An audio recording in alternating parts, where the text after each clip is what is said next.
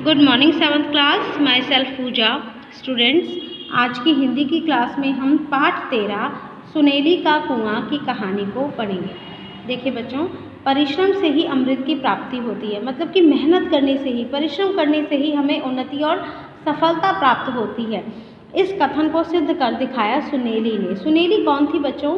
सुनेली राजस्थान के एक गाँव में शादी करके लाई गई एक बहू थी, जिसका जो रूप था बहुत ही सुंदर था, स्वर्ण के समान। राजस्थान और गुजरात की सीमा पर बसा हुआ था एक गांव नरसी की ढाणी। ढाणी मीन्स कोई स्थान या जगह। ऐसा प्रतीत होता है शायद उस गांव में पहले कभी नरसी अर्थात नरसिंह मेहता, ठीक है, या उनकी बहन रहती होंगी, या उन्होंने ही उस गांव को बसाया होगा, तभी उस गांव का नाम जो है नरसी की ढाणी पड़ गया। यह गांव लगभग 40 वर्ग किलोमीटर की भूमि पर फैला हुआ था, जिसमें केवल 5 ही परिवार रहा करते थे।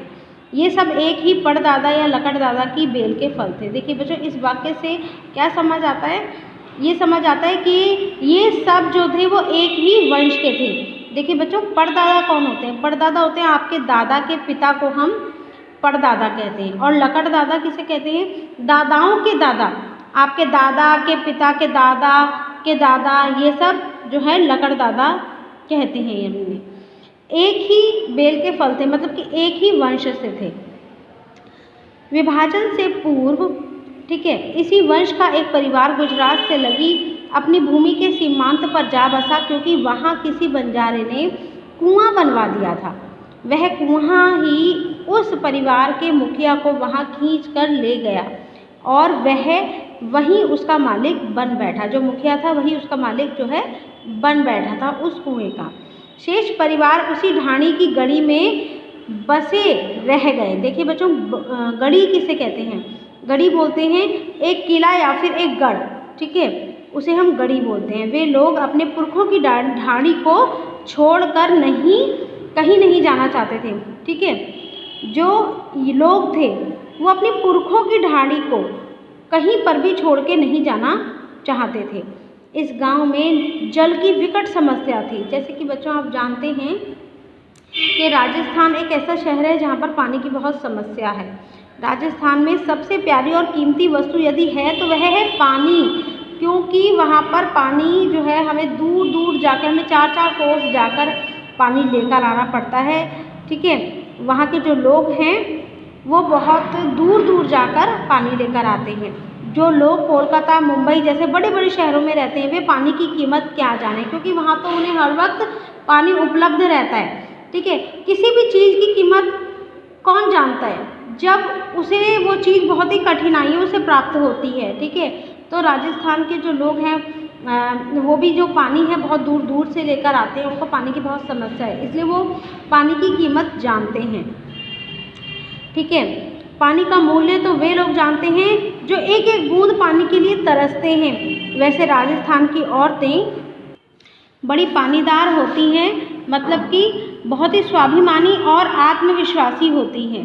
और राजस्थान वीरों की तलवारों का पानी तो बहुत प्रसिद्ध है, ठीक है। लेकिन यहाँ उस पानी की बात की जा रही है जिसे हम जल कहते हैं, ठीक है, जिसको पीकर लोग जीते हैं, जो लोगों का जीवन है।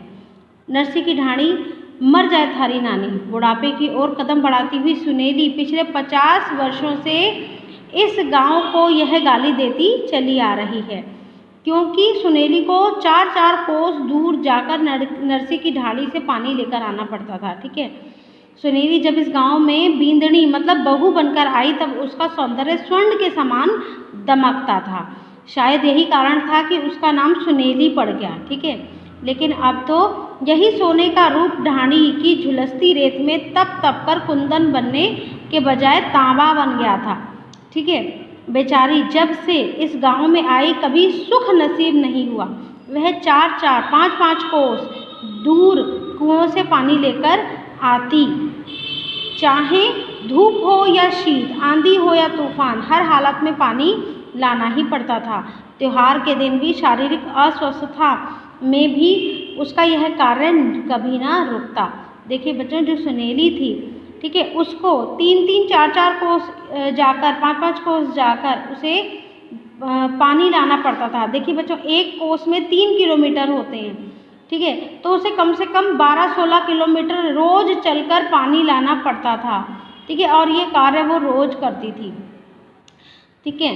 तो देखिए बच्चों, चाहे धूप होती थी, चाहे आंधी आती थी, चाहे बरसात आती थी, चाहे कोई त्योहार होता था, चाहे वो बीमार पड़ती थी, उसको ये कार्य रोज करना पड़ता था।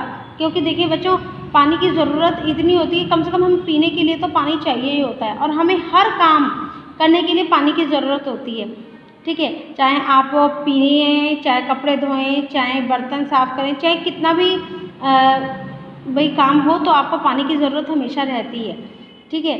तो उसको ये जो कार्य था वो हमेशा करना पड़ता था। यही कारण है कि उठते बैठते उसके मुंह से निकलता था, नरसी की ढाणी मर जाए थारी नानी। पानी की इस विकट समस्या के कारण ही इस गांव में लोग अपनी लड़की का ब्याह करना पसंद नहीं करते थे, ठीक है। हाँ, यहाँ की लड़कियों के ब्याह में कोई बाधा नहीं पड़ती थी। शादी हो जाने के बाद यहाँ की लड़कियाँ यहाँ वापस आने का नाम लेना तो दूर, इस तरफ पैर करके सोना भी पसंद नहीं करती थी, क्योंकि वो लड़कियाँ जब उनकी शादी नहीं हुई थी तो उन्हें भी दूर दूर से जाके पानी लेके आना पड़ता था, इतनी कठिनाइयों का सामना करना पड़ता था। तो जब उन लड़कियों की शादी हो जाया करती थी तो वो यहाँ की तरफ पैर करके सोना भी पसंद नहीं करती थी। और आदमियों का क्या, वे तो अपने ढोरों के साथ, ढोर मतलब अपने जानवरों के साथ, देखिए बच्चों, राजस्थान का जानवर जो है लोग ज़्यादा जो पालते हैं, ऊँट पालते हैं, ठीक है।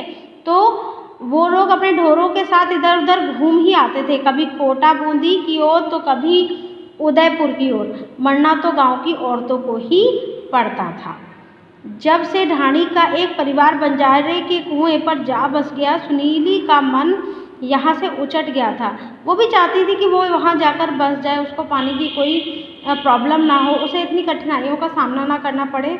वह भी यहाँ नहीं रहना चाहती थी, लेकिन क्या करे, वह मजबूर थी। यहाँ के लोग अपने पुरखों की ढाणी को छोड़कर वहाँ से हटना नहीं चाहते थे।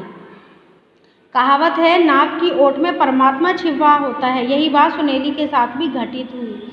एक दिन की बात है, जब सुनेली पानी का घड़ा लेकर ढाणी की ओर जा रही थी, एक खेजड़े क्या होता है, राजस्थान का एक कटीला वृक्ष की जड़ में उसे गीली मिट्टी दिखाई दी।